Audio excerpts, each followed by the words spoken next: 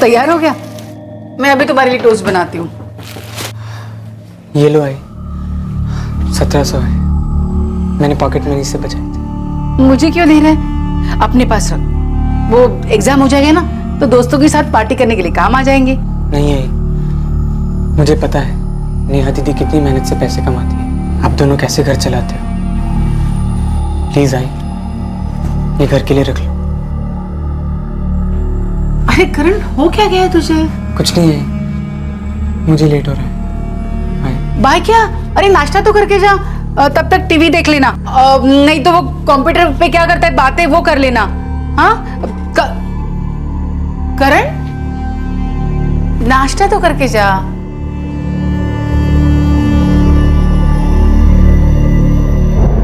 Karan, bye I.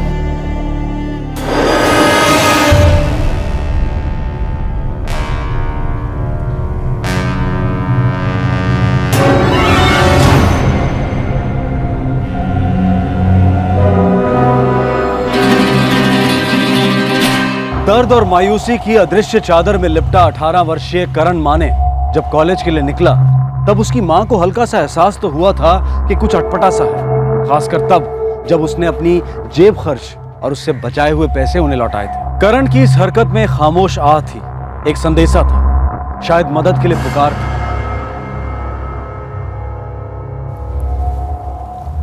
The number you have called is currently switched off. उसका phone तो अभी भी switch off आ रहा है। आई 24 घंटे हो गए, अभी तक उसका कोई पता नहीं चल रहा है। उसने ऐसा कभी नहीं किया था, मुझे बहुत डर। आई देख, तू डर मत, ठीक होगा वो। जाते वक्त ही मुझे कुछ अजीब लगा।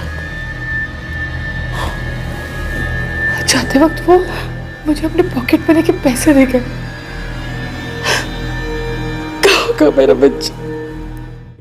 नेहा जी, आपके छोटे भाई करण ने आपके साथ कभी ना कभी कुछ तो शेयर किया होगा। नहीं सर, काफी दिनों से चुपचाप तो रहता था, पर मैंने ज्यादा ध्यान नहीं दिया, अपने काम में बिजी थी। नेहा जी, हमारे जमाने को ये श्राप है बिजी रहना। इतना अंधा, इतना बहरा, इतना गूंगा बना देता है कि हमारे अपनों की तो दूर की बात, हम खुद की आहे भी सुन नहीं पाते। मैं उसे रोकने वाली थी, मुझे लगा कि कुछ गलत हो रहा, कुछ तो ठीक नहीं हो रहा। कौन से कॉलेज में पढ़ता करण? LMS जूनियर कॉलेज, 12वीं साइंस में है। लेकिन वो कल कॉलेज नहीं गया था। ये बात आपको कैसे पता? जी, मैंने उसके दोस्त को फोन किया था, मेहुल, उसी ने मुझे बताया। कॉलेज आया ही नहीं, ऐसा कैसे हो सकता है मेहुल? आज सुबह तो आई के सामने कॉलेज का बैग लेके निकला था। नेहा दीदी, मुझे भी बड़ा अजीब लगा कि करण आज पूरे दिन कॉलेज नहीं आया। मैंने उसको कॉल किया, मैसेजेस किए, ऑनलाइन मैसेजेस भी छोड़े, पर नो रिस्पॉन्स। मुझे लगा उसका फोन गुम गया होगा, ढूंढ रहा होगा। पर आज वो कॉलेज कैसे मिस कर सकता था? क्यों? क्योंकि आज प्रोफेसर जैन का प्रोजेक्ट सबमिशन था, एंड वो लेट सबमिशन अलाउ नहीं करते। करण कॉलेज नहीं गया, अपनी पॉकेट मनी और सेविंग्स आपको लौटा दी, और आप दोनों के हिसाब से वो चुपचाप रहता था, शायद दुखी था। तो एक सवाल सबसे पहले पूछूंगा, क्या कोई लड़की इन्वॉल्व थी उसकी जिंदगी में?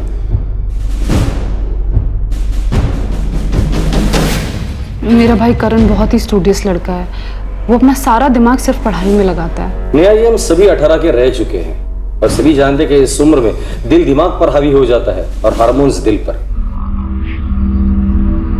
नहीं सर, अगर उसकी जिंदगी में कोई लड़के होती तो सबसे पहले वो मुझे और नेहा को बताता।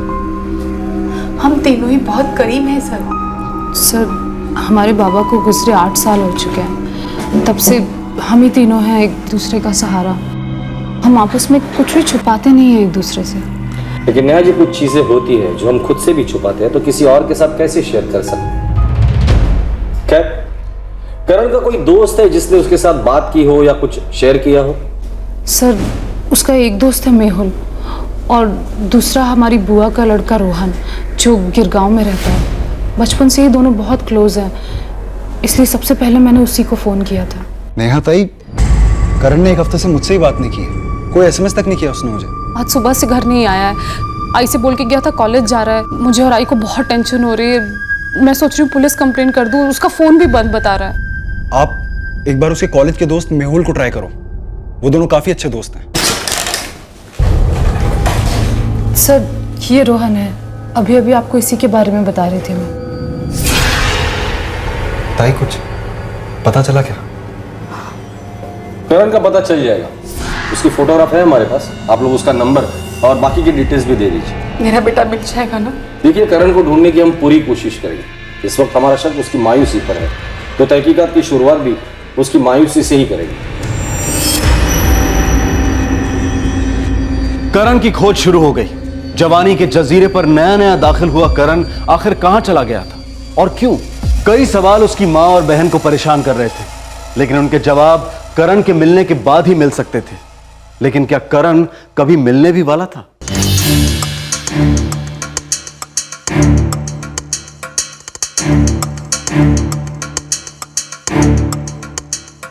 पिछले 6 महीनों में कल का एक ही दिन था जब वो एब्सेंट था। Correct sir. सर, ये जो लड़का है करण माने, ये पढ़ाई में बहुत अच्छा है। इनफैक्ट आप इसे टॉपर भी कह सकते हैं। यही नहीं, एक्स्ट्रा करिकुलर एक्टिविटीज में भी काफी एक्टिव है। हेलो अर्चना, आज मैं काम पे नहीं आ पाऊंगी, घर में थोड़ा सा इशू हो गया है। क्या इशू हो गया नेहा? करण कल सुबह कॉलेज गया था, अभी तक वापस नहीं आया है। ओह गॉड, और उसका फोन? कई बार फोन लगाया, फोन भी बंद है। मैं और आई बहुत परेशान हो रहे हैं। पढ़ाई में टॉपर, एक्स्ट्रा करिकुलर में एक्टिव, डिसेंट लड़का। कोई गर्लफ्रेंड थी उसकी? नहीं सर, करण का सारा फोकस पढ़ाई में था सर। वो हमारे साथ घूमने भी नहीं आता था एंड पार्टी के लिए भी नहीं आता था सर। एंड हम क्वाइट श्योर सर, उसकी कोई गर्लफ्रेंड नहीं थी। रोहन रिलैक्स, हमें हमारा काम पता है जो हम कर रहे हैं। सॉरी सर, लेकिन मुझे बड़ी टेंशन हो रही है। करण ऐसे बिना बोले जाने वालों में से है ही नहीं, इम्पॉसिबल सा है ही। अच्छा, एक बात बताओ, क्या हमें सब कुछ बताया गया है या कुछ छुपाया है हमसे? नहीं श्योर? ऐसा तो कुछ नहीं है सर। क्योंकि ये थोड़ा एबनॉर्मल नहीं लगता कि तुम्हारी उम्र का लड़का अपनी पॉकेट मनी लौटा कर गायब हो जाता है? पैसे लौटाना मुझे बिल्कुल अबनॉर्मल नहीं लगता। वो तीनों एक दूसरे के काफी क्लोज हैं और एक दूसरे की प्रॉब्लम अच्छी तरह समझते हैं सर। और इनफैक्ट करण मुझसे भी काफी कुछ शेयर करता है। उसने तो मुझे कुछ ऐसा कुछ बताया नहीं। पर कुछ तो है, जरूर है, और रोहन उसे हम ढूंढ निकालेंगे।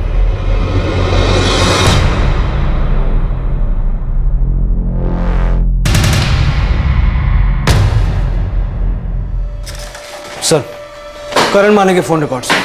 कल सुबह 9:30 बजे उसने अपना फोन स्विच ऑफ किया।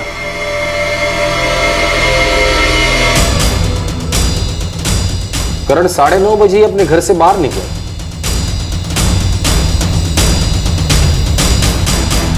किसी नंबर पर शक? नहीं सर, सारे बड़े जनरल से कॉल है। हाँ, एक नंबर पर पिछले एक हफ्ते में उसने कई बार बात की है। नंबर है 4445638849। इस नंबर से पहले कभी बात नहीं हुई थी? नहीं सर, इस नंबर पर पहले एक बार भी बात नहीं हुई। लगता है नई नई पहचान वाला नंबर है ये। किसका है? लड़की का है? नहीं सर, लड़के का है। गौरव शिंदे, 24 साल।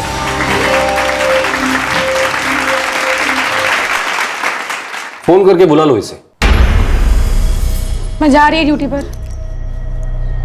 तो वो तो रोज आती है ना, इस अनाउंसमेंट करने की क्या जरूरत है? क्या जो जी में आए, अगर मेरे को क्या है?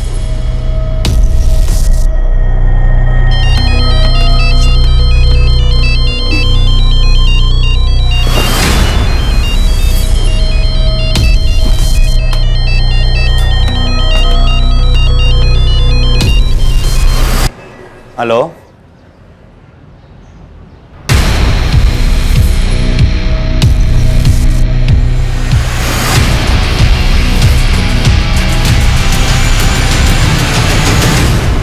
एक बार ऑर्केस्ट्रा सिंगर गौरव शिंदे और एक 18 वर्षीय होनहार स्टूडेंट करण माने के बीच में ऐसा क्या हुआ था कि एक हफ्ते के अंदर उनके बीच में 2 दर्जन से भी ज्यादा कॉल्स हुए थे? क्या शिंदे इस मिसिंग केस की एक अहम कड़ी थी? क्या गौरव शिंदे जानता था कि करण कहां हो सकता है? दूसरी ओर करण की बुआ का लड़का रोहन, उसे अचानक कोई बात याद आई थी। करण के बारे में एक ऐसी बात जो उसके जहन से निकल गई थी पर अब याद आ गई।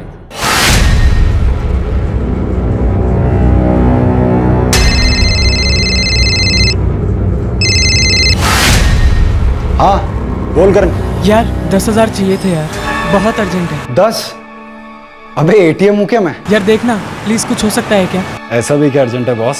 यार वो मेरे को ना एक प्रोजेक्ट सबमिशन करना था और ना उसका मटेरियल बहुत महंगा है यार, मुझे खरीदना है उसे। अच्छा यार, 10 तो बहुत ज्यादा है। देख, चाहिए तो मैं पापा से बात कर सकता हूँ, दिए तो ठीक है, नहीं दिए तो नहीं दिए तो यार वाट लग जाएगी। प्लीज प्लीज रोहन, कुछ करना यार, कुछ हो सकता है तो।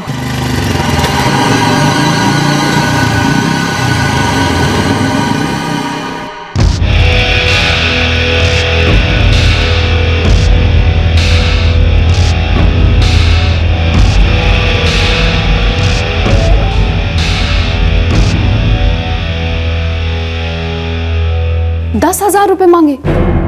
ऐसा कैसे हो सकता है? पता नहीं, किसी साइंस प्रोजेक्ट के लिए चाहिए, उसने ऐसा बोला। नहीं रोहन, किसी भी साइंस प्रोजेक्ट के लिए 12वीं क्लास में 10,000 रुपए नहीं लगते, और अगर लगते भी तो मुझसे नहीं मांगता। शायद 10,000 रुपये आपसे तुरंत मांगना उसे अजीब लग रहा होगा दीदी। नहीं रोहन, करण ऐसा बिल्कुल नहीं है। आई तुझसे कुछ 10,000 रुपए की बात की क्या? मुझसे ऐसी कोई बात नहीं की। उल्टा जाते वक्त अपने पॉकेट मनी से बचाए हुए 1700 रुपए मुझे दे के गया वो। पता नहीं नेहा ताई, मुझे कोई लोचा लग रहा। सच में आप एक बार पुलिस से बात करो। सर क्या बात हो गई सर? करण माने को कैसे जानते हो? क्यों सर, कुछ गड़बड़ी हुई? गड़बड़ी हुई इसलिए तो तुम्हें यहाँ बुलाया है। बोलो, करण माने को कैसे जानते हो? करण और मैं अच्छे दोस्त हैं। कब से तुम्हारी दोस्ती? तो पिछले 1 हफ्ते पहले मैं करण से पहली बार मिला था। और 1 हफ्ते में एक अच्छी दोस्ती भी होगी, वो भी एक बार सिंगर और साइंस स्टूडेंट के बीच। तू जोगेश्वरी में रहता है, करण घाटकोपर का लड़का। क्या कहानी है भाई तेरी अच्छी दोस्ती की? सर 1 हफ्ते पहले मैं घाटकोपर के रोज बार में परफॉर्मेंस के लिए गया था, तो वहीं घाटकोपर स्टेशन पे मैं ऑटो का इंतजार कर रहा था।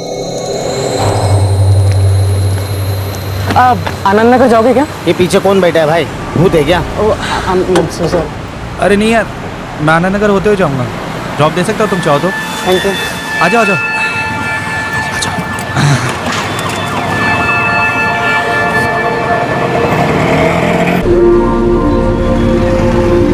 आप म्यूजिशियन हैं? म्यूजिशियन हूँ, सिंगर हूँ। टू कूल यार।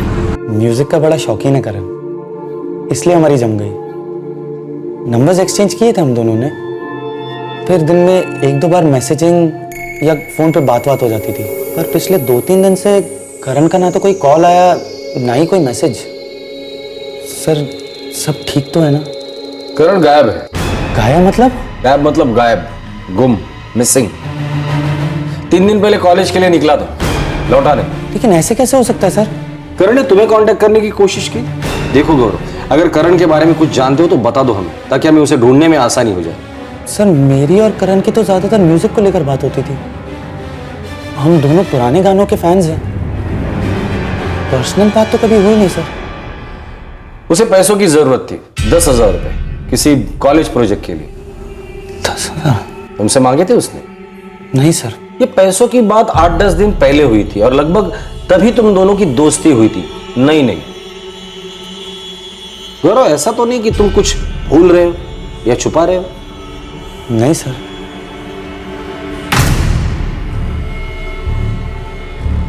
क्या लैब प्रोजेक्ट के लिए 10,000 रुपये? नहीं सर, नॉट पॉसिबल। हमारे कोर्स में तो ऐसा कोई भी प्रोजेक्ट नहीं था। कोई दूसरा बाहर का काम था, किसी क्लासेस का असाइनमेंट, किसी कोचिंग क्लास का? नहीं सर, करण खुद से ही पढ़ता था सर, और उसने तो कभी कोचिंग क्लासेस में कदम ही नहीं रखा। पर अगर उसे 10,000 रुपए चाहिए ही थे तो वो मुझसे ले सकता था। और उसने रोहन से मांगे, और आपको भनक भी नहीं थी। ऊपर से 1700 रुपए अपनी माँ को लौटा दिए। सर इस सब का क्या मतलब है? मुझे तो कुछ समझ में नहीं आ रहा है। मतलब तो इन्वेस्टिगेशन में पता चल ही जाएगा। और इस मतलब का ये भी मतलब है कि करण आप लोगों से कुछ छुपा रहा है। आप तीनों करीब जरूर थे, पर उतने भी नहीं।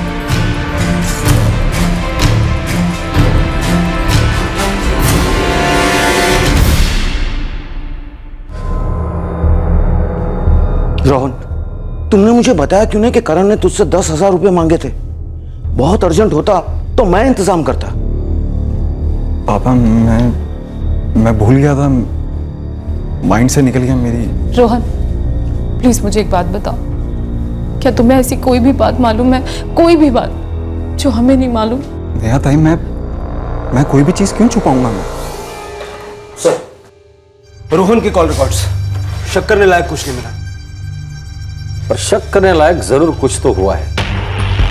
उसने अपनी बहन से पैसे नहीं मांगे, सिर्फ रोहन से मांगे, और वो भी अर्जेंटली। सर गायब हुए 5 दिन हो गए, किडनैपिंग तो नहीं लगती, वरना रैंसम का कॉल आ जाता, या फिर किडनैपर्स किसी तरह का कुछ संदेशा भिजवाते। संदेशा तो करण खुद दे रहा था, सिर्फ उसके घर वाले उस सिग्नल को पकड़ नहीं पाए। कैसे सिग्नल्स? करण काफी दिनों से चुपचाप रह रहा था। अपने दोस्त मेहुल को भी उसने कुछ नहीं बताया। 1700 रुपए की अपनी सेविंग माँ को लौटा दी। घर से बाहर निकलते ही अपने मोबाइल फोन को स्विच ऑफ कर दिया, और जाते वक्त माँ को 2 बार बाय बोला। पर अब मानता हूं ये सारे डायरेक्ट सिग्नल नहीं थे, इनडायरेक्ट थे, छुपे हुए थे। और ऐसे सारे सिग्नल सिर्फ वही आदमी देता है जो कुछ एक्सट्रीम कदम उठाने वाला रहता है। सुसाइड? रूल आउट नहीं कर सकते।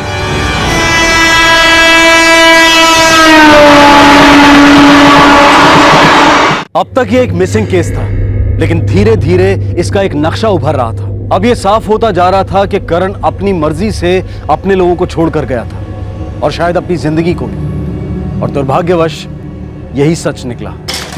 सर, एक लाश मिली है कल्याण रेलवे पुलिस को। हमने जो तस्वीर भेजी थी और जो डिस्क्रिप्शन भेजी थी, बॉडी उससे मेल खाती है।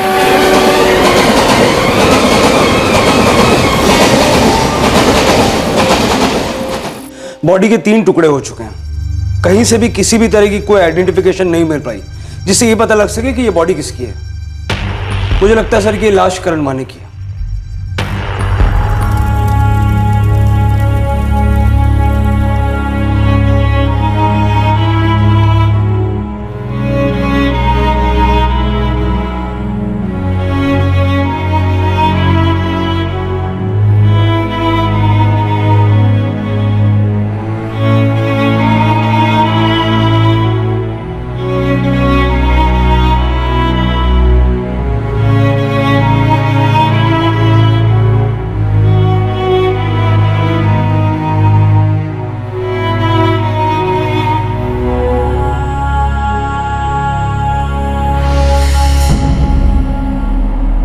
पर अब समझ में नहीं आ रहा इस करण को कौन सी चीज खाई जा रही थी।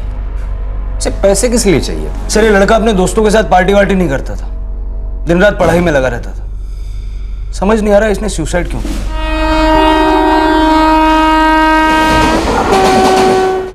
बहुत ही सीधा साधा लड़का था सर। लेकिन 18 साल का था। लड़के से आदमी बन रहा था, बॉडी में हार्मोनल चेंजेस हो रहे थे। सर, हर इंसान उस दौर से गुजरता है, लेकिन हर कोई सुसाइड तो नहीं करता। कुछ तो हुआ जो वो अपनी माँ और बहन के साथ शेयर नहीं कर पाया, और अपने हम उम्र लोगों के साथ भी शेयर नहीं कर पाया, जैसे उसका कजिन रोहन और उसका दोस्त मेहुल। लेकिन पर उसने अपनी फीलिंग्स किसी न किसी के साथ तो जरूर शेयर की होगी। जमाना शेयर और लाइक का है सर। जो इंसान रियल लाइफ में अपनी फीलिंग्स छुपाता है ना, वो साइबर लाइफ में अपनी फीलिंग्स जरूर बताता है। ये रियल लाइफ और साइबर लाइफ के बीच में ही इस करण के मौत का राज छुपा होगा। अगले 48 घंटों में एक केस क्लोज हुआ, लेकिन उन 48 घंटों में जो खुलासा हुआ, उसने इन्वेस्टिगेटिव टीम को एक ऐसे वर्चुअल वर्ल्ड का टूर करवाया जहां हर पल हर क्षण शायद लाखों लोग एक टूरिस्ट की तरह से आते हैं, और लाखों लोग हमेशा के लिए वहां बस भी जाते हैं। इनमें से कुछ लोग इस वर्चुअल वर्ल्ड में ऐसा झटका खाते हैं कि वो वर्चुअल वर्ल्ड के साथ साथ रियल वर्ल्ड से भी आउट हो जाते हैं, अपने आप को जिंदगी से डीएक्टिवेट कर देते हैं। हाँ सर, करण भी फ्रेंड स्क्वायर पर एक्टिव था। हम सभी सोशल नेटवर्किंग साइट्स और चैटिंग एप्लीकेशंस पर ज़्यादा मिलते हैं और रियल लाइफ में कम। तुम्हारे फ्रेंड स्क्वायर अकाउंट से तुम करण का फ्रेंड स्क्वायर अकाउंट खोल लो।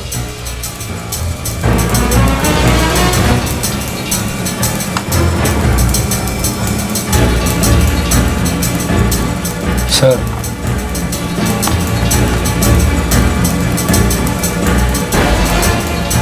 बद्री। Yes sir.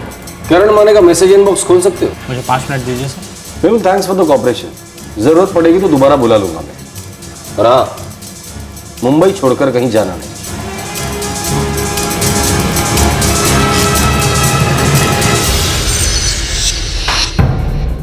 जी ताई, वो पुलिस के हैकर्स ने करण का फ्रेंड स्क्वायर अकाउंट हैक कर लिया। फ्रेंड स्क्वायर पे कुछ चल रहा था ना, पता था ना तुझे, फिर मुझे क्यों नहीं बताया? नेहा ताई, आई शपथ, मुझे कुछ मालूम नहीं है। आप मेरे ऊपर शक करना बंद करेंगी? सर, लड़की का नाम अंजलि है। जनवरी 2015 से करण और इस अंजलि की दोस्ती हुई है, और तब से करण अपना 95% चैटिंग टाइम इस अंजलि के साथ ही स्पेंड कर रहा है। मैसेजेस पढ़ेंगे सर? इन दोनों के बीच के जो भी मैसेजेस होंगे वो हमारे लिए सुसाइड केस के सबूत होंगे। बद्री, एक एक मैसेज पढ़ेंगे। खोल दो इनबॉक्स। हे, हेलो, व्हाट्सएप। अंजलि, तुमने तुम्हारी प्रोफाइल इन्फो में कॉलेज मेंशन नहीं किया है। क्यों, मिलने आना है? नहीं, जनरली। ओह, तो नहीं मिलोगे? अभी आ जाऊं? या स्टूपिड। करण, तुम अपना प्रोफाइल पिक चेंज कर दो। क्यों? अच्छा नहीं लगता? नहीं, वो बात नहीं है। मेरे लिए बहुत ज्यादा डिस्ट्रैक्टिंग है। ना क्यूट कोई कैसे हो सकता है? ओह प्लीज, टांग मत खींचो मेरी। यार क्या जमाना है, एक लड़की एक लड़के को कॉम्प्लीमेंट देती है और देखो इसे, डम्बो। वो जो तुमने पिक्चर पोस्ट किया है, वो लड़का जो तुम्हारे साथ खड़ा है, कौन है वो? कौन हो सकता है, तुम बोलो। मैं कैसे गेस करूं? फ्रेंड होगा कोई, बॉयफ्रेंड तो नहीं हो सकता। क्यों नहीं हो सकता? वेल, होने को तो हो सकता है, लेकिन मैं। व्हाट लेकिन? व्हाट मैं? कुछ नहीं, लेकिन तुम्हारे साथ है तो लकी है। लकी तो है, पर बॉयफ्रेंड नहीं, मेरा बड़ा भाई है। ओह ओके ओके। और तुम मुझसे बच के रहना, ओके? मैं क्यों बच के रहूं? क्योंकि वो मेरे बॉयफ्रेंड का कचुम्बर बनाने की बातें करता है। मैं तुम्हारा बॉयफ्रेंड हूँ? नहीं हो, सो सैड। और मैं क्या क्या प्लान्स बना रही थी लाइफ में। Okay bye. अरे अरे वेट, तुमने वो जो बॉयफ्रेंड वाली बात की थी, वो सीरियस थी? देखो मैं हमेशा मजाक करती रहती हूँ, पर अब सीरियसली एक बात बताओ, तुम मुझ में इंटरेस्टेड हो? इंटरेस्टेड? फुल ब्लोन प्यार हुआ है। एक शौक दूं तुम्हें? मार ही डालो प्लीज। मुझे भी हुआ है फुल ब्लोन प्यार।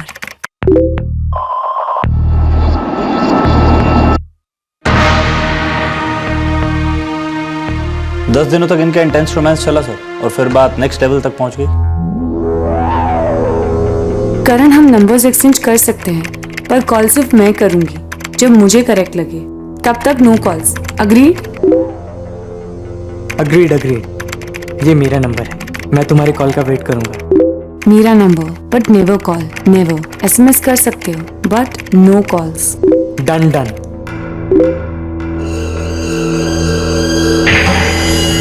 डायल किया गया नंबर वैध नहीं है। नंबर फेक है सर। ओह ओके ओके, अब गियर शिफ्ट हो रहा है सर। स्वीट फ्लर्टिंग और रोमांस से अब डर्टी टॉकिंग शुरू हो गई, साइबर इंटीमेसी।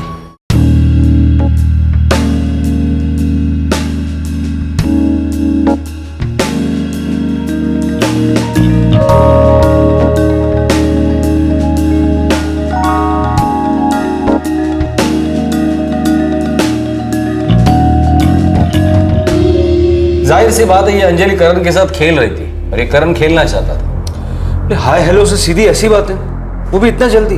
फिर प्रॉब्लम हुई सर, ये यहाँ उसका भाई बीच में आ गया, अंजलि का भाई साहब। करण आई एम सॉरी, मैंने कंप्यूटर ऑन छोड़ा था, मेरे भाई ने हमारे चैट्स पढ़ लिए। ओह गॉड, मैं अपनी जान दे दूंगी।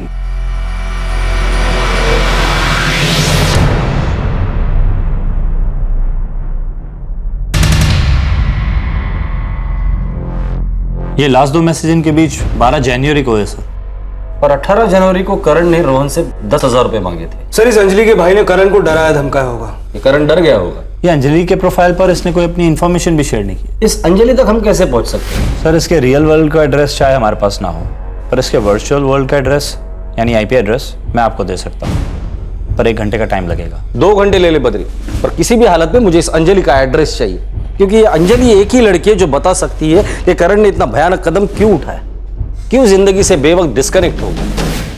रियल जिंदगी की तरह टीनेजर्स और सभी एडल्ट्स की ऑनलाइन जिंदगियों में भी दोस्तियां अक्सर रोमांस में तब्दील हो जाती हैं। साइबर सेक्स भी इंटरनेट जगत की एक रियलिटी है, लेकिन इस केस में दोस्ती, रोमांस, साइबर सेक्स, इस सब के परे एक बहुत ही शॉकिंग राज था। वर्चुअल वर्ल्ड के एड्रेस ने पुलिस को रियल वर्ल्ड का एड्रेस दे दिया था।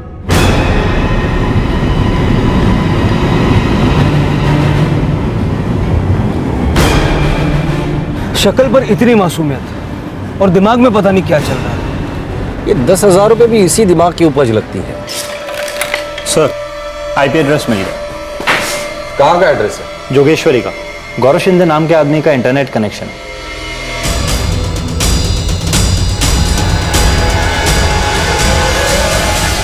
सर उस गौरव ने हमसे झूठ बोला, वो करण से वैसे नहीं मिला था जैसे उसने हमें बताया। मैं आनंद नगर होते हुए जाऊंगा, ड्रॉप दे सकता हूँ तो चाहो तो। ओके। पर हाँ, वो करण से मिला जरूर होगा। उस एक लास्ट ऑनलाइन चैट के बाद अंजलि तो आउट ऑफ पिक्चर है। अंजलि ने उसे चैट एप्लीकेशन पर एक मैसेज भी नहीं किया, एक एसएमएस तक नहीं किया, जबकि उसके पास करण का नंबर था। वो फोन कहां से करती, क्योंकि अंजलि का कोई नंबर ही नहीं है। पर अब ये मामला गहरा लगता है।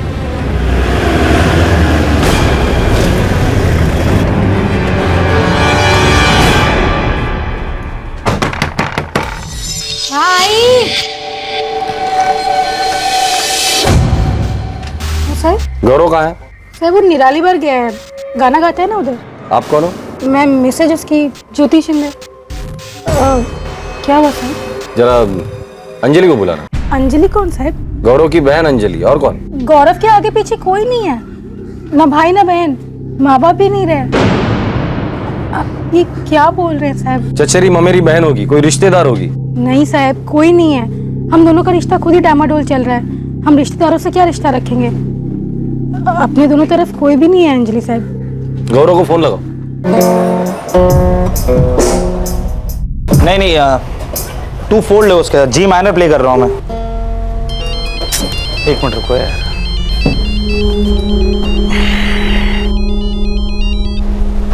आ गया है। किधर है तू? निराली बाहर हूँ। और किधर? जल्दी बोल, जो भी काम है। ये अंजलि कौन है? बोल काहे को नहीं रहा है? ये अंजलि कौन? देख अभी मेरे दिमाग का दही मत कर, समझी ना? काम पे हूँ मैं, रखता हूँ। गौरव सुन। हेलो, कौन बोल रहा है? इंस्पेक्टर पवार बोल रहा हूँ। निराली बाहर आ रहे तुझे लेने के लिए। कहीं जाने या भागने के बारे में सोचना भी मत, बहुत बुरा हाल करूंगा मैं तेरा।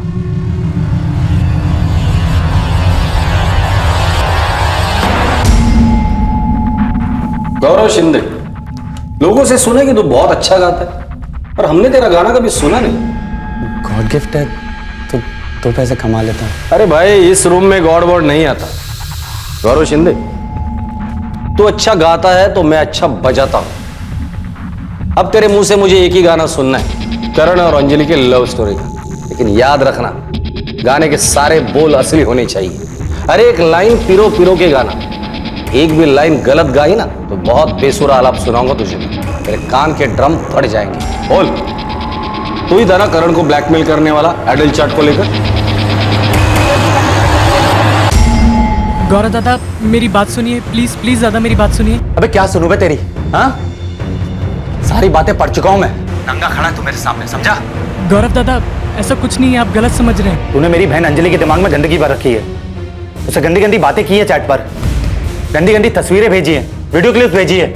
हो दादा, लेकिन मैं उससे प्यार करता हूँ। ये प्यार है? हाँ साले ठरकी, तेरे को शर्म नहीं आती है? अडल चैट को तू प्यार कहता है?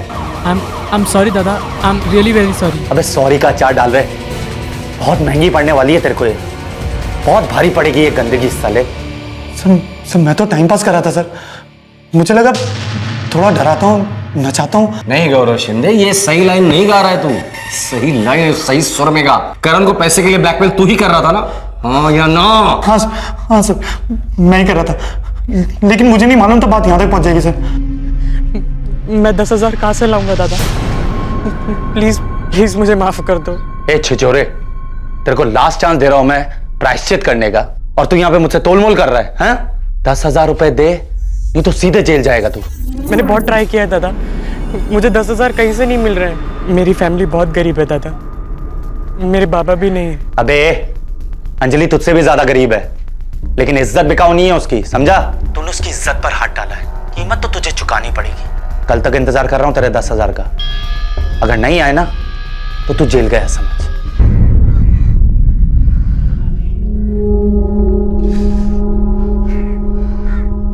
सर मुझे मालूम है मुझे ऐसा नहीं करना चाहिए था, पर मुझे इस बात का बिल्कुल भी अंदाजा नहीं था कि मामला इतना सीरियस हो जाएगा। उस करण ने डर और शर्म के मारे अपनी जान दे दी। सॉरी सर, मुझे भी इस बात का बहुत खराब लग रहा है। तुझे और खराब तब लगेगा जब तू जेल में सड़ेगा। चल बता दे अभी, ये अंजलि कौन है और कहां है? देख गौरव शिंदे, मैं एक पल के लिए भी नहीं सोचूंगा कि तू एक पैर से कमजोर है। तेरी दूसरी टांग भी मैं तोड़ दूंगा अगर तूने नहीं बताया कि अंजलि कौन है और कहां है। अंजलि कोई नहीं और कहीं नहीं, अंजलि मैं ही और आप लोगों के सामने।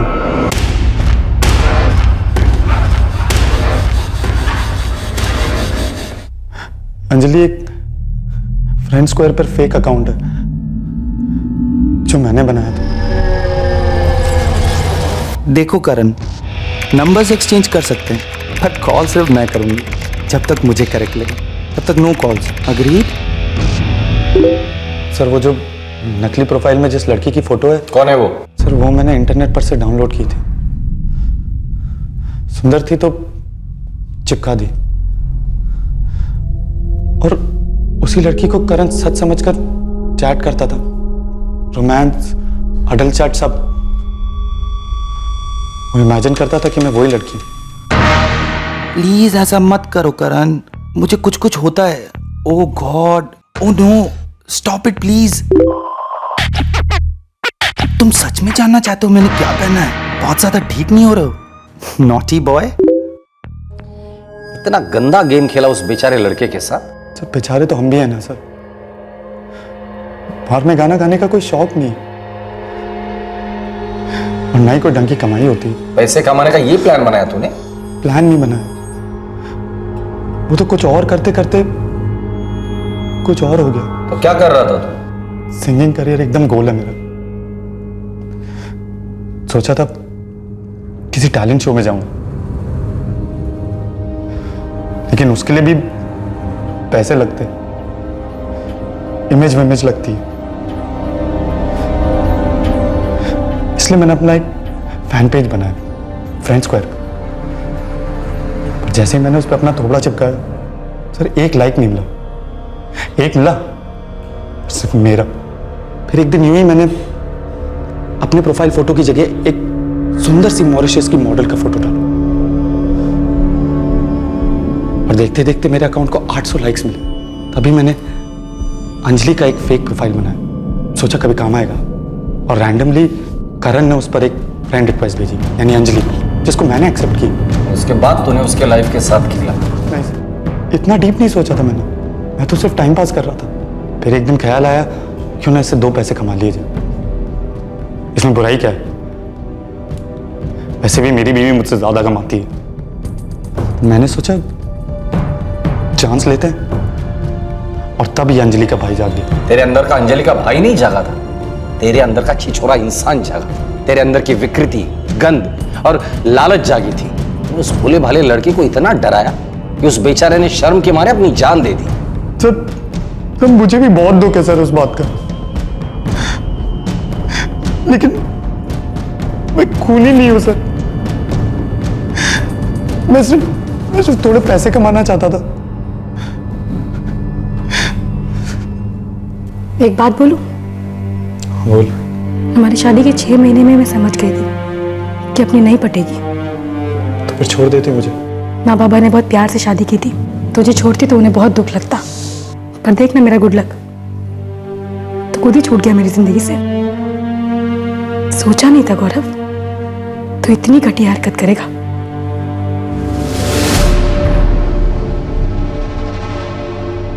करण इतना कमजोर नहीं था सर, ये सच नहीं हो सकता। देखिए नेहा जी, सच तो ये है कि ऐसा ही हुआ था। और अगर ये सच भी है तो एक बार हमसे बात तो करता। मुझसे भी उसने कुछ नहीं बोला। मैं और वो बचपन से एक साथ बड़े हुए हैं, सारी बातें शेयर की हमने एक दूसरे के साथ। एक बार वो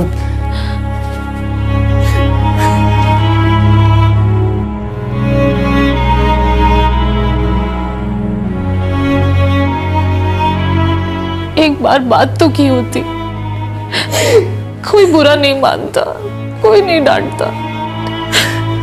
क्यों खामोशी से क्यों मार गया हमें? गौरव शिंदे पर आईपीसी की धारा 306 अबेटमेंट टू सुसाइड, धारा 294 ऑब्सीन एक्ट और धारा 385 लागू हुई है। वो इस वक्त जुडिशियल कस्टडी में है। इस केस में कोई हसीना नहीं थी, सिर्फ एक दीवाना था जो एक फेक सोशल नेटवर्किंग प्रोफाइल से मोहब्बत कर बैठा। और बहुत ही दुखद अंत हुआ इस एक तरफे इश्क का। हाड़ मास की असली दुनिया में अक्सर जो लोग खामोश होते हैं, इंट्रोवर्ट होते हैं, ये वर्चुअल वर्ल्ड उन्हें एक मंच देता है अपने अकेलेपन को और अपनी फीलिंग्स को व्यक्त करने का। कुछ लोगों को यह गलतफहमी होती है कि ये एक सेफ मंच है, पर हकीकत यह है कि इस वर्चुअल दुनिया की अंधेरी अज्ञात गलियों में कई क्रिमिनल्स झूठे अकाउंट्स की आड़ में अपने विक्टिम्स के लिए घात लगाकर बैठे हैं। कभी ये लोग अपनी विकृति और अपने परवर्जन को अंजाम देने के लिए ऑनलाइन आते हैं, तो कभी दूसरों को एक वल्नरेबल पोजीशन में धकेलकर उन्हें ब्लैकमेल करते हैं, पैसे ऐंठते हैं। सोशल मीडिया यूज करने वालों को लगातार फ्रेंडशिप के सजेशंस आते हैं उनके प्रोफाइल से मैच करते हुए। इन सजेस्ट किए गए प्रोफाइल्स में से कुछ आईडीज जेन्युइन होते हैं और कुछ फेक, फर्जी अकाउंट्स। और इन फर्जी आईडीज को पहचानना नामुमकिन नहीं है, बस उसमें थोड़े सब्र और थोड़ी कॉमन सेंस यूज करने की जरूरत होती है। अगर हम किसी ऐसे फेक प्रोफाइल के हाथों फंसते हैं तो उसके लिए सोशल मीडिया को दोषी ठहराना ठीक नहीं होगा। सोशल मीडिया को जिम्मेदारी और सेफ तरीके से इस्तेमाल करने का दायित्व सबसे पहले यूजर पर है। ये बहुत ही दुखद है कि करण माने ने बदनामी के डर से इतना बड़ा गलत कदम उठाया। ऑनलाइन चैटिंग के वक्त सावधानी और फिर ब्लैकमेलिंग के दौरान समझदारी, शायद करण की जान बच सकती थी।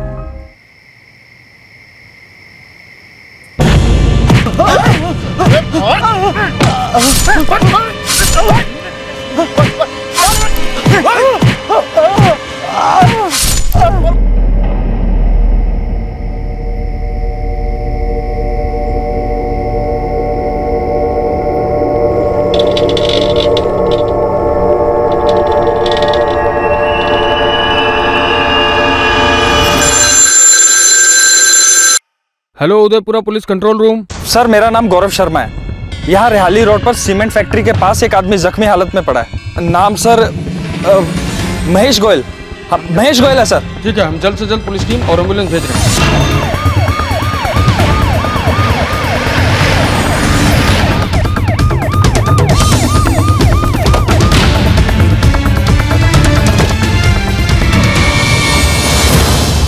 यहाँ पे महेश गोयल नाम का आदमी जख्मी हुआ था, कहाँ है वो? सर अभी 10-15 मिनट पहले एक एम्बुलेंस आई थी, उसी में डालकर ले गए सर।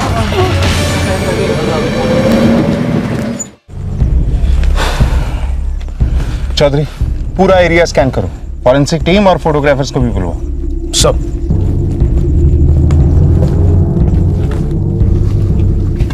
कहाँ ले गए हो? सर्व कृपा अस्पताल में। कौन आया था उसे लेने? घायल का आप भाई होगा शायद।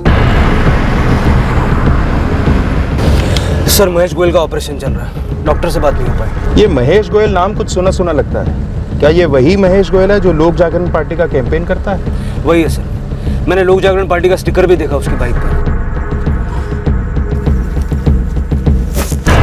अभी कुछ ही दिनों में स्थानीय चुनाव होने वाले हैं। लोक जागरण पार्टी का जो उम्मीदवार है विक्रम चौबे, उसके प्रचार का सारा काम यही महेश गोयल देखता है। चुनाव के वक्त में ये चाकू छुरी चलना कोई हैरत की बात नहीं है। मुझे तो अभी से इस केस में राजनीति का रंग नजर आ रहा है। जब ये वारदात हुई उसके कुछ ही दिनों बाद उदयपुरा में काउंसलर पद के लिए स्थानीय चुनाव होने वाले थे। घायल होने वाला शख्स महेश गोयल एक पार्टी के उम्मीदवार की कैंपेन को लीड कर रहा था। अब एक बात तो तय थी कि इस घटना से क्षेत्र का राजनीतिक माहौल गरमाने वाला था, लेकिन किसी को अंदाजा भी नहीं था कि इस केस से न सिर्फ राजनीति बल्कि कई लोगों की जिंदगी में भी तूफान आने वाला था। कई गड़े मुर्दे, कई गुप्त राज जो सालों से दफन थे, अब सबके सामने आने वाले थे।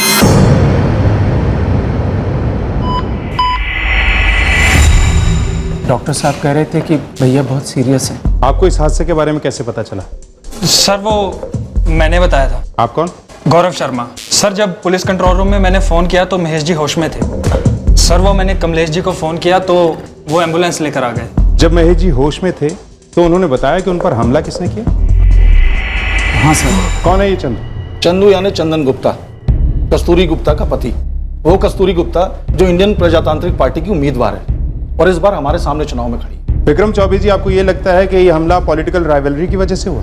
बिल्कुल लगता है। महेश जी जोरों शोरों से हमारी पार्टी के चुनाव प्रचार में लगे हुए थे और हमें लोगों का अच्छा खासा समर्थन मिल रहा था, जिसकी वजह से ये चंदन और कस्तूरी घबरा गए।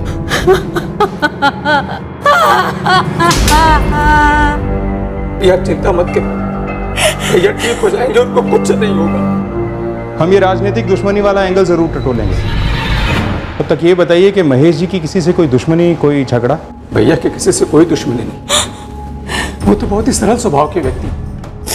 उनकी कपड़ों की दुकान है और स्कूल में बच्चों की यूनिफॉर्म सप्लाई करते हैं। और 10 साल से सर वो लोग जागरण पार्टी के कार्यकर्ता भी हैं। जी हाँ, हमारी पार्टी को आगे लाने में उनका बहुत बड़ा योगदान। उन्हें यकीन था कि हमारी पार्टी भारी बहुमत से जीतेगी, इसीलिए चंदन ने और कस्तूरी ने उन पर हमला करा दिया ताकि हमारे कार्यकर्ता घबरा जाएं।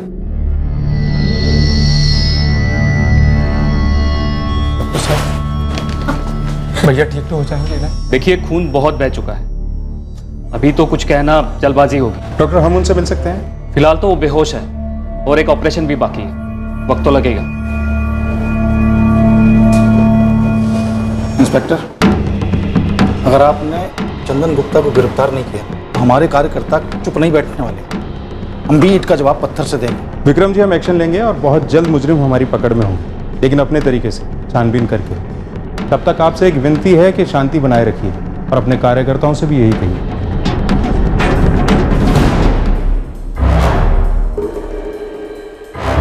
अरे विक्रम चौबे पागल हो गया चुनाव के टेंशन में। चंदन भैया वो टेंशन ले नहीं रहा है, दे रहा है। उसके हाथ मौका लग गया है आपको बदनाम करने का, और वो वही कर रहा है। कहीं ये हमारी पार्टी में से तो किसी ने नहीं करवाया ना? सवाल ही नहीं होता। अगर किसी ने किया होता तो मुझे जरूर पता चलता। विक्रम को तो बैठे बैठे मुद्दा मिल गया हम पर निशाना उठाने का।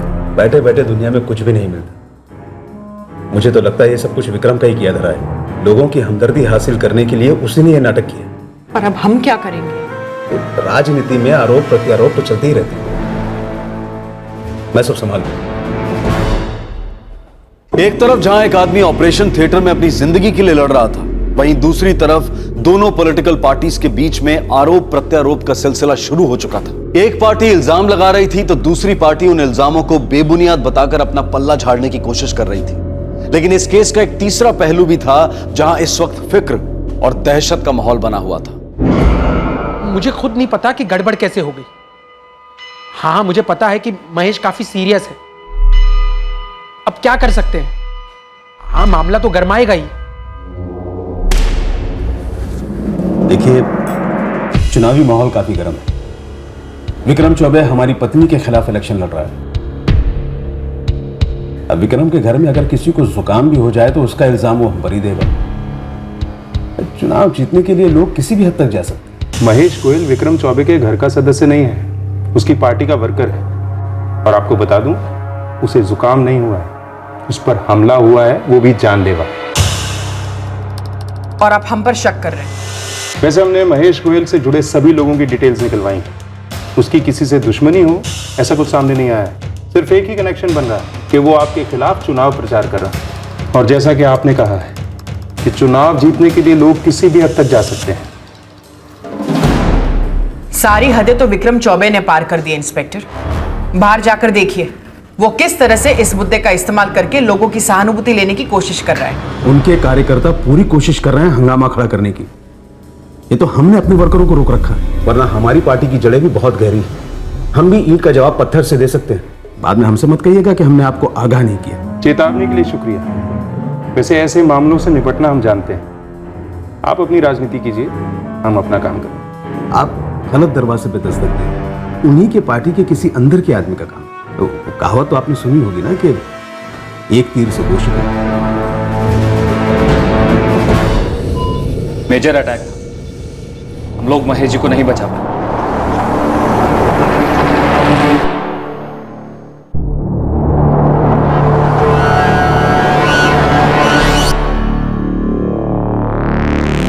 जी सर, जी सर। सर, दूसरा यूनिट किसी भी वक्त वहां पहुंचता होगा। हम पूरी कोशिश कर रहे हैं क्राउड पर काबू पाने की। 1 घंटे के अंदर सिचुएशन अंडर कंट्रोल होगी सर। जैन सर।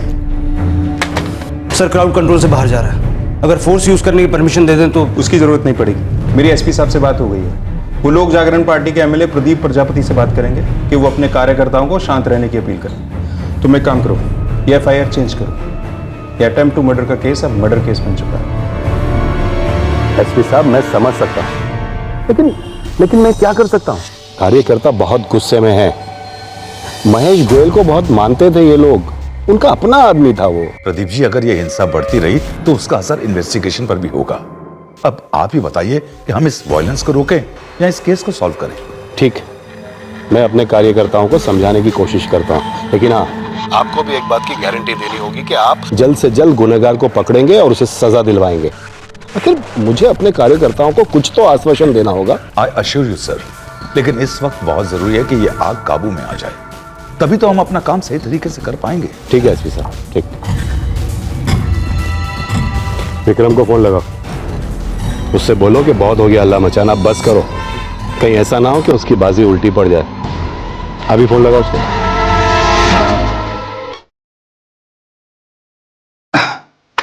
भैया मैं पंडित जी से मुहूर्त निकलवा कर लड़के वालों से मिलाता हूँ।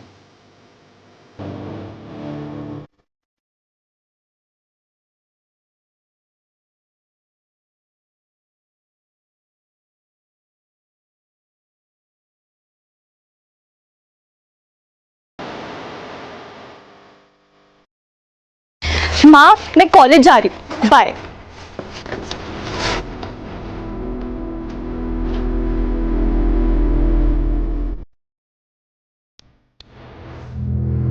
नहीं साहब, हम लोगों में से किसी ने नहीं किया है। तो फिर किसने किया?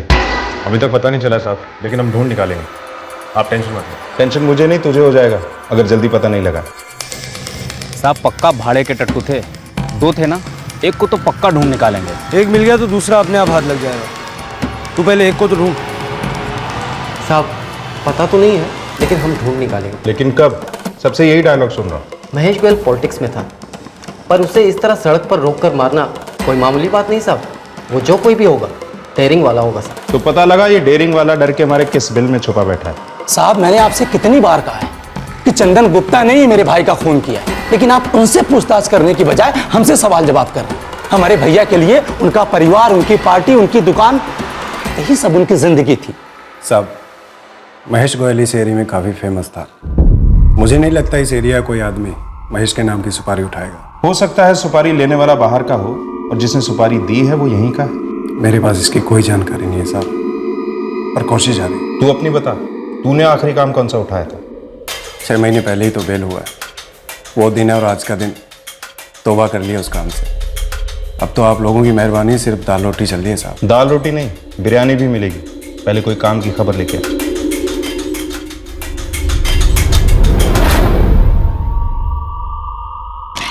सर, चंदन गुप्ता, कस्तूरी गुप्ता और उनके सभी खास कार्यकर्ताओं के फोन रिकॉर्ड्स मैंने स्कैन किए। सबके रिकॉर्ड्स एकदम क्लीन है। राजनीति के दलदल में एकदम क्लीन रिकॉर्ड्स ज्यादा शक पैदा करते हैं। वैसे भी ऑपोजिशन पार्टी के मेंबर को मारना हो तो बड़ी प्लानिंग करनी पड़ती है, ताकि सब कुछ एकदम क्लीन दिखाई दे, जरा सा भी दाग ना दिखे। सर लेकिन ये भी तो हो सकता है कि ये पॉलिटिकल मर्डर हो ही नहीं, कोई और वजह भी तो हो सकती है। आखिर महेश भी पॉलिटिक्स में था, और जितना सीधा उसकी फैमिली हमें बता रही है, हो सकता है उतना सीधा शायद वो ना हो। ऐसा करो, महेश के कॉल रिकॉर्ड्स निकलवाओ। हो सकता है कि कंकाल उसी की अलमारी में। महेश के परिवार, पार्टी और पुलिस सबका यही मानना था कि महेश का खून पॉलिटिकल राइवलरी की वजह से हुआ था, लेकिन बहुत जद्दोजहद के बावजूद भी पुलिस को इस दिशा में कोई सुराग नहीं मिला था। लेकिन जब महेश के फोन रिकॉर्ड्स खंगाले गए तब कई संदेहजनक और चौंका देने वाली बातें सामने आई, जिसने इस केस का रुख ही बदल दिया।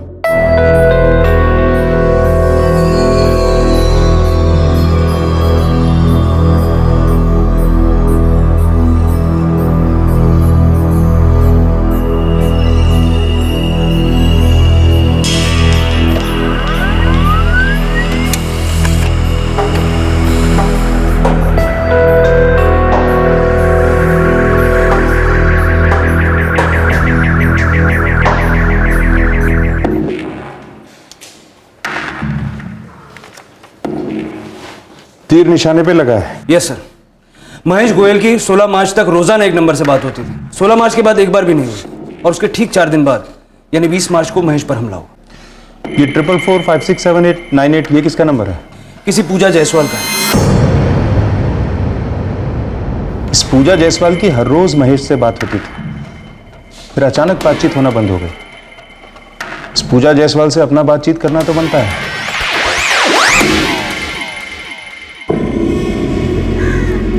पुलिस ने क्यों बुलाया तुझे? पता नहीं। और महेश गोयल को तू कैसे जानती है? वो तो ये नूपुर जब से स्कूल में थी तब से उसके यूनिफॉर्म के लिए मैं उनकी दुकान पर जाती थी, बस इतना ही। मैं नहीं जानती ये पुलिस मुझसे क्या जानना चाहती है। देखिए, जब से मेरी बेटी स्कूल में थी तब से हर साल मैंने उसके स्कूल की यूनिफॉर्म महेश जी की दुकान से ही बनवाई है। इस स्कूल के साथ उनका कॉन्ट्रैक्ट था। सभी स्टूडेंट्स की यूनिफॉर्म वहीं से बनती है।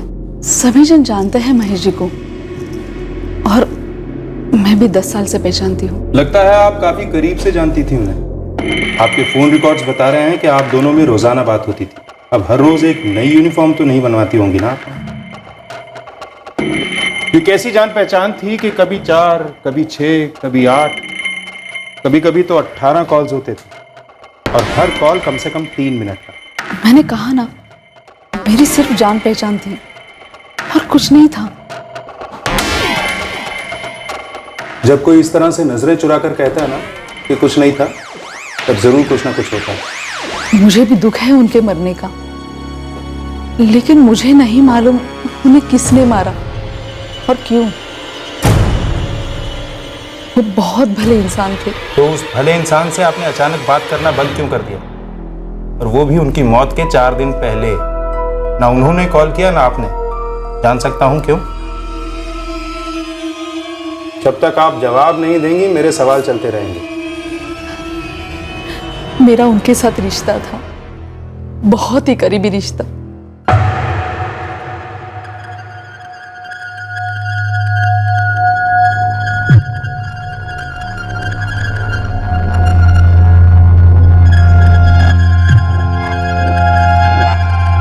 जब नुपुर 10 साल की थी, तब से मैं हर साल महेश जी की दुकान पर उसके स्कूल ड्रेस के लिए जाया करती थी।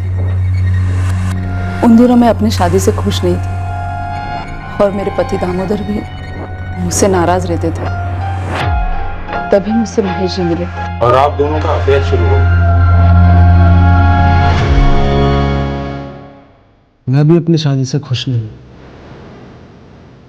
पूजा, हम दोनों का हाल बिल्कुल एक जैसा है और हम अपनी शादी भी नहीं तोड़ सकते, क्योंकि इसका असर हमारे परिवार और बच्चों पर पड़ सकता है।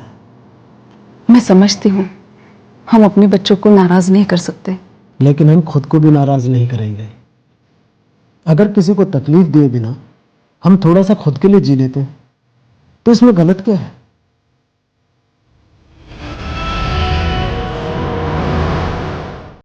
हमारे रिश्ते में कोई बंधन नहीं था।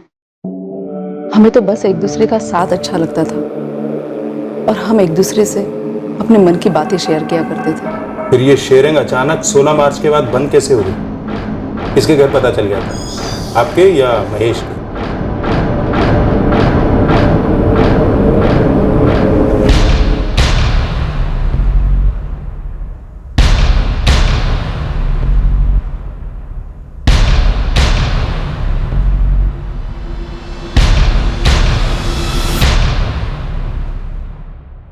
ऐसा कुछ नहीं था।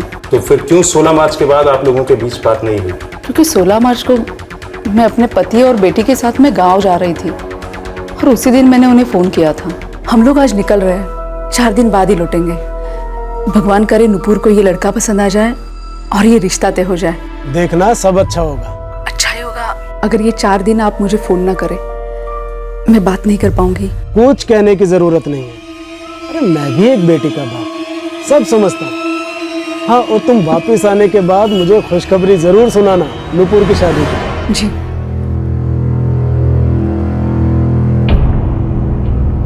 नुपुर की शादी तय होने जा रही थी और मैं नहीं चाहती थी कि मेरे और महेश जी के रिश्ते की जरा सी भी भनक किसी को लगे जिससे नुपुर की शादी पे आ जाए। इसलिए हमने उन दिनों बात नहीं की, लेकिन मुझे पता नहीं था कि उन्हीं दिनों इनके साथ ऐसा कुछ हो जाएगा।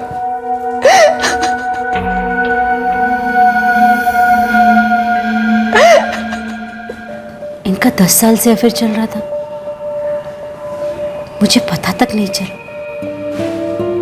कमलेश भैया, क्या आप जानते थे? नहीं भाभी, मुझे कुछ भी नहीं पता है। और भैया के बारे में तो मैं ऐसा कुछ सोच भी नहीं सकता। पता नहीं क्या क्या छुपाया होगा हमसे और आगे क्या क्या आने वाला है। मैं जानता था वो मेरे साथ खुश नहीं थी। मुझे भी उससे कई शिकायतें थी, लेकिन मैंने ऐसा कभी सोचा नहीं था। 10 साल वो किसी और के साथ, इतना बड़ा धोखा दिया उसने मुझे। पापा, मैंने कभी नहीं सोचा था कि माँ ऐसा कर सकती है।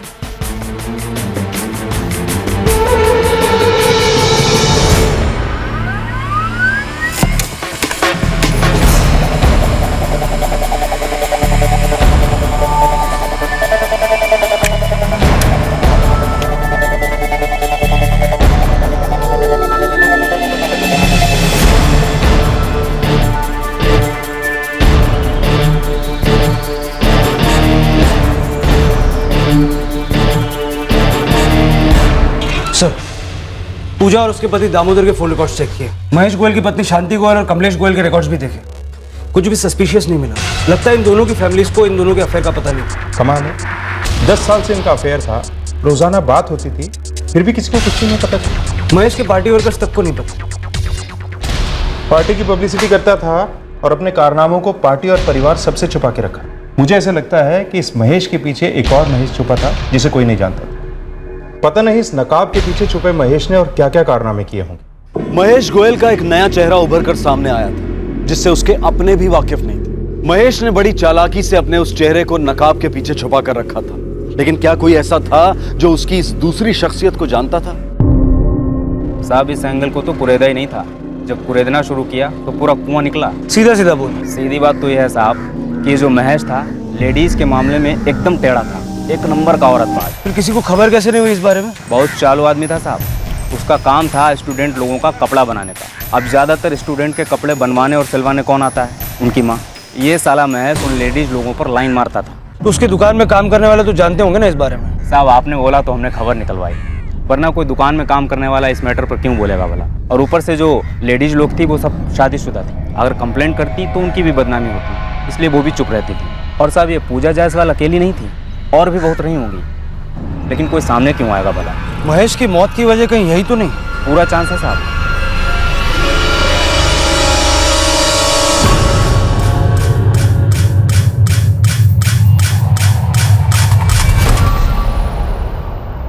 कैसे इंसान थे वो? मुझे लगता है 20 साल की शादी में मैं उन्हें जरा भी पहचान नहीं पाई। माँ, ऐसा भी तो हो सकता है कि पापा को कोई बदनाम कर रहा हो। अर्चना सही कह रही है भाई, इसमें जरूर चंदन गुप्ता की साजिश है। अरे भैया, ऐसे हो ही नहीं सकते। अरे विक्रम जी, पुलिस मुझसे पूछकर थोड़ी ना महेश का कैरेक्टर सर्टिफिकेट बनवा रही। वो तो जो जैसा था सामने आ गया। वैसे भी वो आप ही के पार्टी का सदस्य था, आप मुझसे ज्यादा जानते हो। कि मैं बहुत अच्छी तरीके से जानता हूं कि आप ये अनछन कहानियां क्यों बना रहे हैं, ताकि महेश के नाम पे आप मुझ पे और मेरी पार्टी पे कीचड़ उछाल सकें। ऐसा मैंने सोचा तो नहीं था, लेकिन जो कुछ भी हो रहा है हमें खुशी हो रही है उसमें। और एक बात, पूजा जायसवाल को हमने खड़ा नहीं किया, पुलिस खुद पहुंची थी वहां तक। और ये छोटी छोटी बात पर हमें दोष देना बंद कीजिए। राम राम। मुझे माफ कर दीजिए, मुझसे गलती हो गई। किस मुंह से माफी मांग रही हो? अगर ये सब नहीं हुआ होता तो मैं तो पूरी जिंदगी अंधेरे में ही रहता। तुम्हारी ये करतूत कभी सामने नहीं आती। मुझे अब तुमसे कोई रिश्ता नहीं रखना।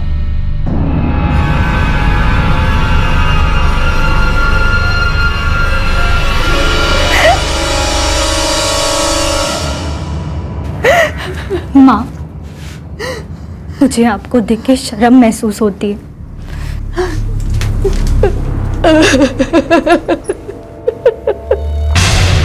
सर, ये तो तय है कि महेश का पूजा के अलावा बहुत सारी औरतों से चक्कर था, लेकिन ये पता लगा पाना मुश्किल है कि किस किस से उसका अफेयर है और किसने उसके मर्डर की साजिश की। पता चल जाएगा चौधरी। जब महेश का इतना गहरा राज छुपा नहीं रह सका तो ये साजिश कैसे छुपी रह सकती है? दिमाग बेच खाए हो क्या? समझा उसको, दुम पकड़ के बैठा रहे एक जगह। तू भी दोबारा फोन मत करना, माहौल ठीक नहीं है, समझा?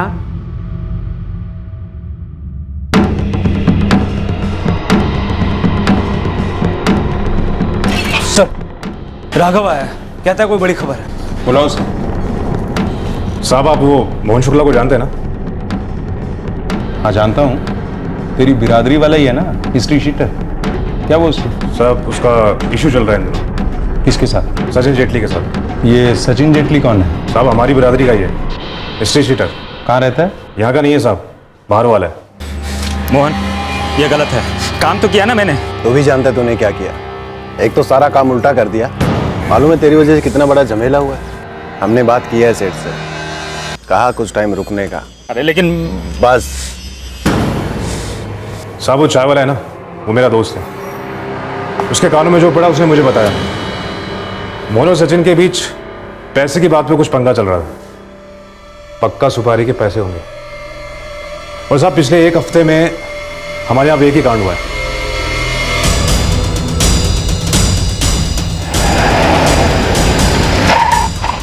सब बोल देते साहब, खुद ही आ जाते। ऐसे घसीट के क्यों लेके जा रहे हो साहब? बेइज्जती होती है मोहल्ले में।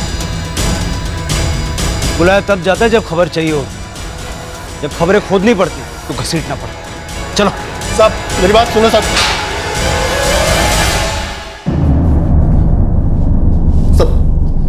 सब नहीं साहब, बोलता हूँ मैं। सब वो थोड़ा पंगा हो गया साहब। कैसा पंगा? हमें भेजा गया था लेकिन सिर्फ सबक सिखाने के लिए। किसे? महेश गोयल को? जी साहब।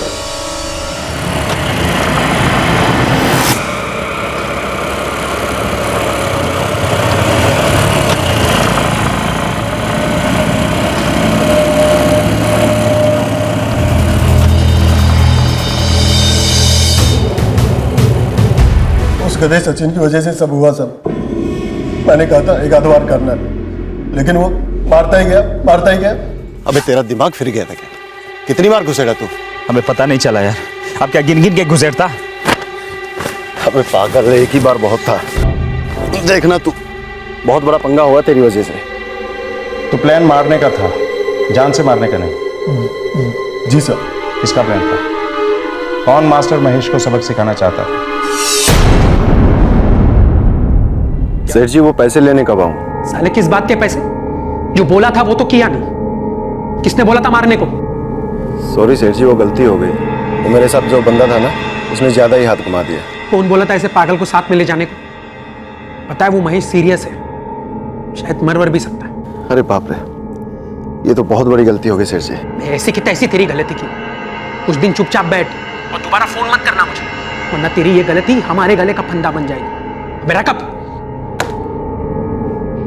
साहब, मैं तो दोनों तरफ से फंस गया ना साहब।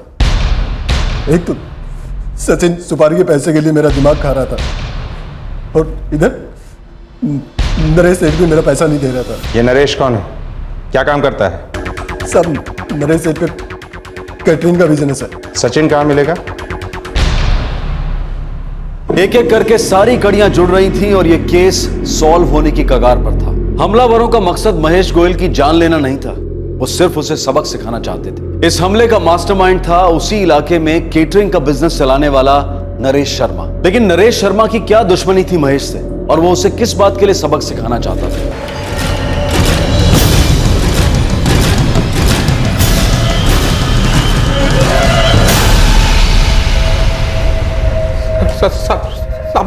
मारना मत साहब, मैं सच बताता हूँ साहब। तेरे लिए वही सही है, बोलना शुरू कर। साहब मैंने तो सिर्फ पिटने को बोला था, वो भी थोड़ा सा, लेकिन उन्होंने चाकू मार दिया, और वो भी कितने बार मुझे नहीं पता। आगे बोल, क्या सबक सिखाना चाहता था तू महेश को? साहब मेरा महेश के साथ कोई लेना देना नहीं। तो किसका लेना देना था? ये सब मैंने चंदन भाई साहब के कहने पे किया। आप गलत दरवाजे पे दस्तक दे रहे हैं। उन्हीं के पार्टी के किसी अंदर के आदमी का काम है। चंदन गुप्ता भी इन्वॉल्व था इस क्राइम में। उनका मुझ पर बहुत एहसान है साहब। मेरा धंधा उन्होंने सेटल करने में मेरी मदद की थी। उन्होंने बोला कि महेश को सबक सिखाना जरूरी है, इसलिए मैंने मोहन को बोला, लेकिन मोहन अपने किसी सरफिरे दोस्त को अपने साथ ले गया और उसने ये कांड कर दिया।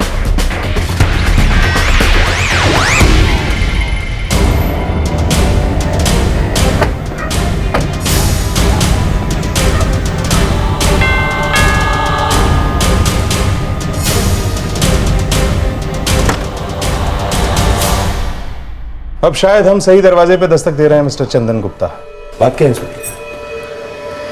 आपको इनवाइट करने आए, दावत रखी है पुलिस स्टेशन पे। केटरर भी आपकी पसंद का है, नरेश शर्मा, और आपके दोनों भाड़े के टट्टू मोहन और सचिन भी आ चुके हैं। सब आपकी राह देख रहे हैं। चलिए।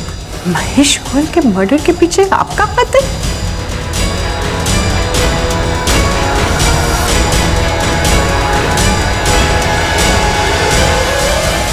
जल्दी बोलना शुरू करो चंदन गुप्ता, वैसे कल तक बात पूरे इलाके में फैल जाएगी। आपकी पत्नी की उम्मीदवारी भी कैंसिल हो सकती है। ना भी हुई तो हारना तो तय है। आपका पैंतरा उल्टा पड़ गया। इसका राजनीति से कोई लेना देना नहीं था सर। वही तो मैं कह रहा हूं, जो भी आपने बोलना है अभी बोल दो। उसमें कितना सच है कितना झूठ है वो हम पता लगा लेंगे, और जरूरत पड़ी तो आपसे उगलवा लेंगे। आप तो बोलना शुरू करो बस। ये महेश गोयल की नजर बिल्कुल अच्छी नहीं थी। हर औरत पर गंदी नजर डालता था, गंदे गंदे इशारे करता था। काफी औरतों ने शिकायत की थी मुझसे। पानी सर से ऊंचा तब हो गया जब कुछ हफ्ते पहले एक औरत फिर से उसकी शिकायत लेकर हमारे पास आई।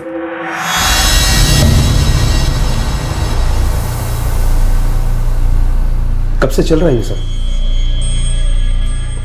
जी पिछले 3 सालों से। वो हमेशा मुझे गंदी नजरों से देखता रहता, गंदी गंदी बातें करता है, और अब तो मैसेज भेजने लगा है। हाँ जी, कैसी हो? आजकल मेरे मैसेज के जवाब ही नहीं दे रही। इरादा क्या है? तो तुम्हारी इस खामोशी को मैं हाँ समझूं? जवाब नहीं दिया इसका मतलब समझ जाना चाहिए था आपको कि मुझे जवाब नहीं देना है। बंद कर दीजिए ये सब कुछ, नहीं तो क्या नहीं था?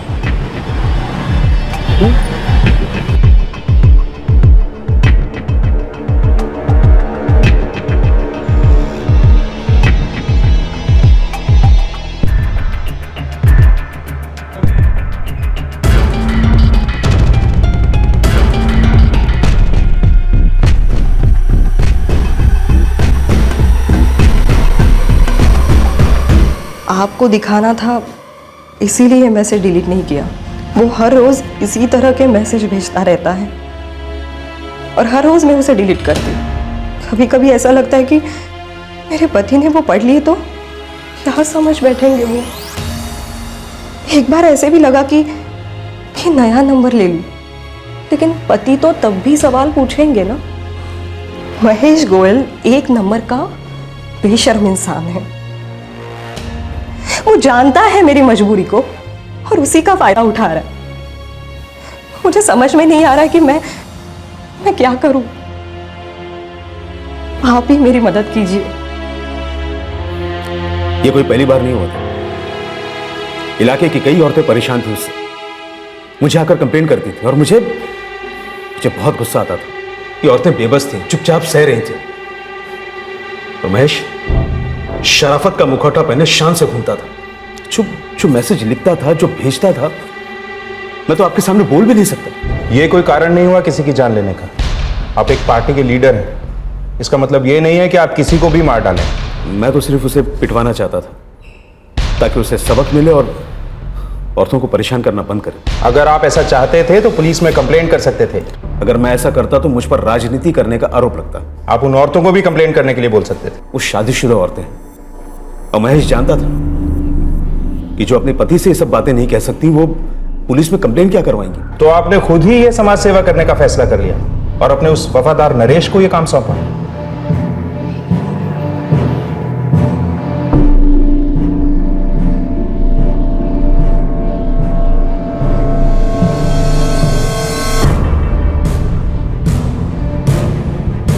और नरेश ने मोहन शुक्ला को बुलवाया।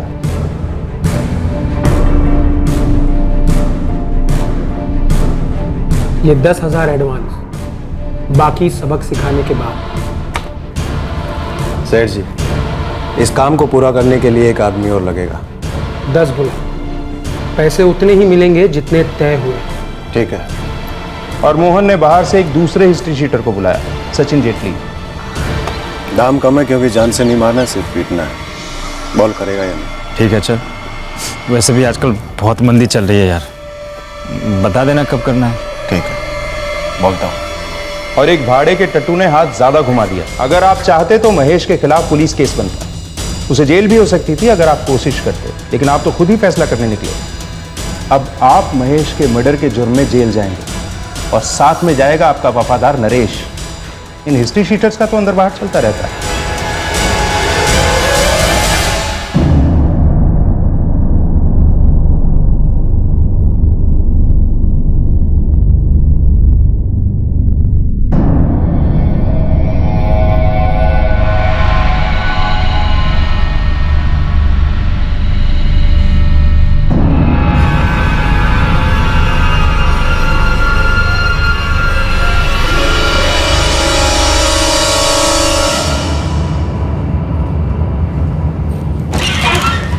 सर, ज्योति से बात हुई। उसने माना कि महेश की हरकतों से परेशान होकर वो चंदन गुप्ता के पास मदद मांगने के लिए गई थी। कमाल है, एक जुर्म हुआ, एक पार्टी का वर्कर मारा गया जिसे राइवल पार्टी के लीडर ने मरवाया, पर वजह पॉलिटिकल नहीं थी। इरादा चाहे सबक सिखाने को हो या पीटने का, वो भी जुर्म ही है। और आखिरकार यहां तो मर्डर हुआ है, जो कि उससे भी संगीन जुर्म है। प्रदीप जी, मुझे तो यकीन ही नहीं हो रहा है कि महेश इतनी गिरी हुई हरकतें कर सकता है, और हैरान इस बात पे हूं कि कभी किसी ने मुझे इस बारे में कुछ बताया ही नहीं। इस केस में जो खुलासा हुआ उसने सबको चौंका दिया। चंदन की पत्नी यकीन ही नहीं कर पाई कि उसके पति ने उसे अंधेरे में रखकर ऐसी साजिश रची जिसकी वजह से महेश की जान गई। पूजा, जिसके साथ महेश का अफेयर था, उसने कभी नहीं सोचा था कि उसका और महेश का रिश्ता इतने सालों बाद इस तरह सबके सामने आएगा और उसके बसे बसाए घर को तोड़ देगा। महेश की मौत के बाद उसके कैरेक्टर को लेकर जो बातें बाहर आईं, उन्हें एक्सेप्ट कर पाना महेश के परिवार के लिए बहुत मुश्किल था, और आज भी है।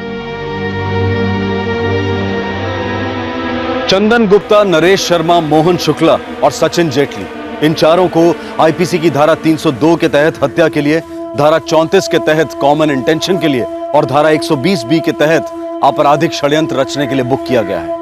इंटेरोगेशन के बाद चारों आरोपियों को जुडिशियल कस्टडी में भेज दिया गया है, लेकिन ट्रायल शुरू होना अभी बाकी है। एक संगीन जुर्म, एक हत्या, किसी को सबक सिखाने के बेतुके जुनून का नतीजा था ये। इस केस के अंत में इस केस से जुड़े सभी लोगों को उनके साथ उनके अपनों द्वारा किए गए विश्वासघात के बारे में पता चला, जिससे उनके यकीन को गहरा धक्का लगा। क्या महेश को सबक सिखाने का यही एक तरीका था?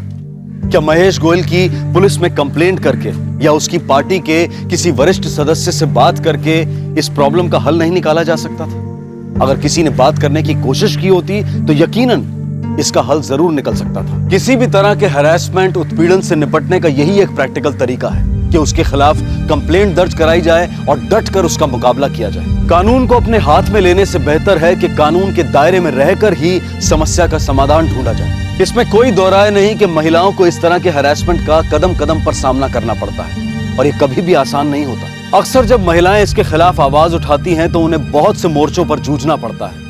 कभी समाज में बदनामी का डर रहता है, तो कभी कभार उनके अपने घर वाले भी उन्हें समझ नहीं पाते। अफसोस की बात यह है कि पीड़ा देने वाले से ज्यादा मुसीबतों का सामना पीड़ित को करना पड़ता है। लेकिन इन सभी रुकावटों के बावजूद सच नहीं बदलता, और सच्चाई यह है कि हालात कितने भी निराशाजनक क्यों ना हो जाएं, लेकिन इस समस्या का समाधान कानून के दायरे में रहकर और अपनी आवाज बुलंद करके ही मिल सकता है, ना कि चुप रहकर और जुर्म का रास्ता इख्तियार करके। जरूरत है अपने आप पर विश्वास करने की और अपने आप को तैयार करने की। आपसे फिर मुलाकात होगी क्राइम पेट्रोल सतर्क में एक और नए केस के साथ। तब तक अपना ख्याल रखें, सुरक्षित रहें और याद रखें, जीवन में जो सही है हमेशा वही कीजिए। सही वक्त, सही कदम, सतर्क रहें।